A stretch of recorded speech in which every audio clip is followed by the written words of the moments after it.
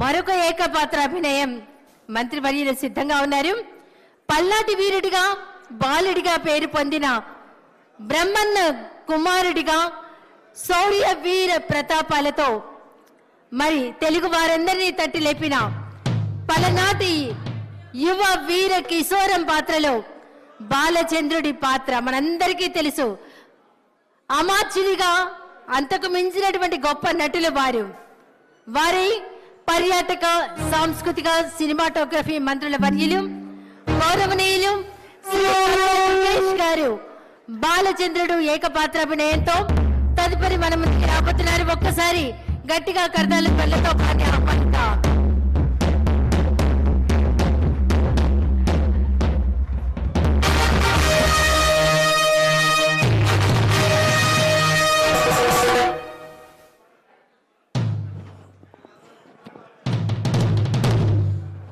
ఇది అడ్డొస్తుంది ఇది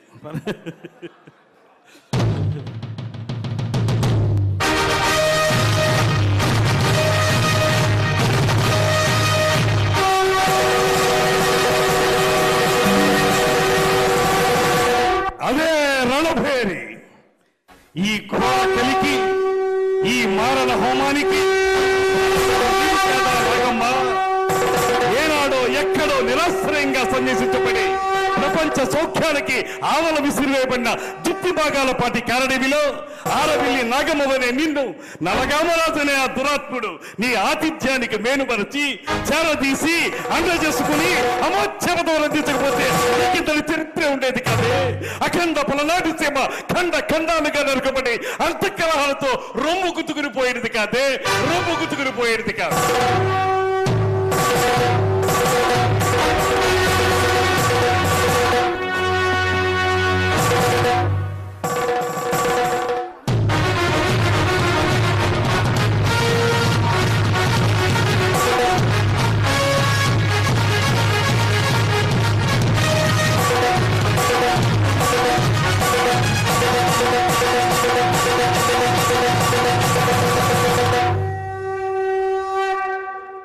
అలుపన్నది లేకుండా ఆశాంతం అద్భుతంగా పలికిన బాలచంద్రుడి ఏకపాత్రాభినయంలో అలా వచ్చి ఇలా మెప్పించినటువంటి గౌరవ పర్యాటక సాంస్కృతిక సినిమాటోగ్రఫీ మంత్రివర్యులు శ్రీ కందుల దుర్గేష్ గారికి ఒక్కసారి గట్టిగా కర్తవ్య త్వరలో అందిద్దాం. తర్వాత మరొక స్క్రిప్ట్ తో మన ముందుకి రాబోతున్నారు. సమయం సందర్భం లేని ఎన్ ఈశ్వరరావు గారు, సుందరపు విజయ్ కుమార్ గారు, శాసనసభ్యుల బృందం ఒకసారి కర్తాల త్వరలతో వారిని ఆహ్వానిద్దాం.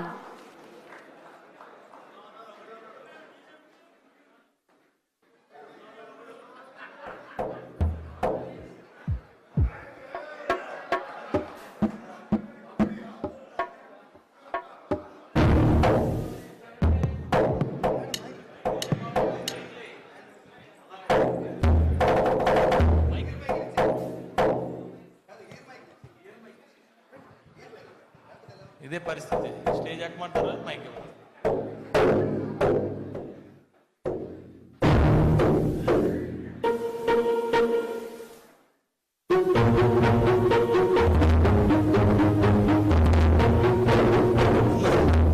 అయ్యా ఏటైందిరా? కొట్టేశారా? దెబ్బలేడురా? కొట్టారా? కొట్టారా? జనం కొట్టారన్నా. జనం కొట్టారు? ఎందుకురా? ఇది పాట పాడితే కొట్టారా?